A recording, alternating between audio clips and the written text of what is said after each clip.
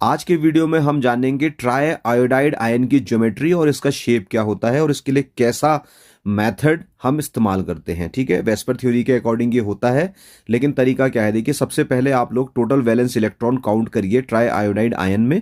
इसके लिए आप देखेंगे आयोडीन जो है हेलोजन है, तो इसके आउटर मोस्ट शेल में 7 इलेक्ट्रॉन रहते हैं और 3 बार ये आयोडीन है, तो 7 3 21 और एक ऊपर नेगेटिव चार्ज दिया है, तो 21 प्लस 1 22, तो टोटल 22 इलेक्ट्रॉन इसके पास हैं।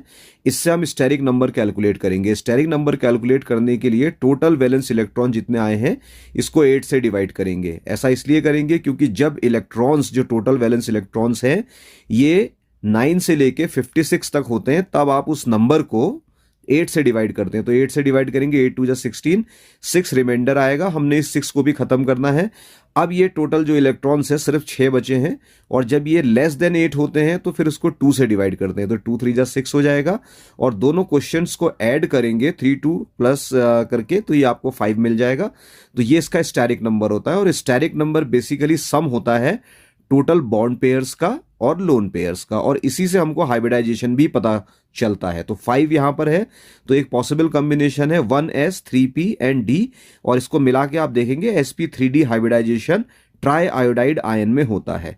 और हमेशा जो ज्योमेट्री होती है किसी भी आयन या मॉलिक्यूल की, वो हाइब्रिडाइजेशन से ही बताई जाती है। ठीक है, तो sp3d हाइब्रिडाइजेशन है, तो इसकी ज्योमेट्री जो आपकी है वो ट्राइगोनल बाइपिरामिडल होगी, और साथ ही साथ जो इसका शेप होगा वो लीनियर शेप होगा। तब आप कह सकते हैं, तो फिर इसमें ये स्टेरिक नंबर, बॉन्ड पेयर और लोन पेयर का क्या मतलब है, तो मैं आपसे कहूंगा bond pair directly attached atom होते हैं उस एटम से जिसकी आपने हाइब्रिडाइजेशन निकालनी होती है।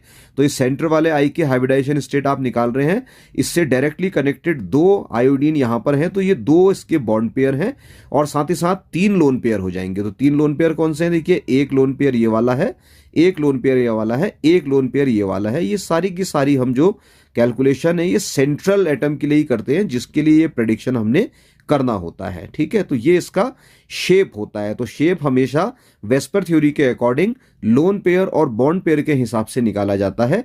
जहां पे 3 लोन पेयर और 2 बॉन्ड पेयर हो विद sp3d हाइब्रिडाइजेशन, वहां पे लीनियर शेप आपका आ जाता है। तो ऐसे किसी भी मॉलिक्यूल के बारे में आप प्रेडिक्ट कर सकते हैं। डिस्क्रिप्शन बॉक्स में जाके लिंक देख लीजिए, वहां पे डिटेल लेक्चर का लिंक आपको मिलेगा, उसको देखिए। ठीक है, थैंक यू वेरी मच।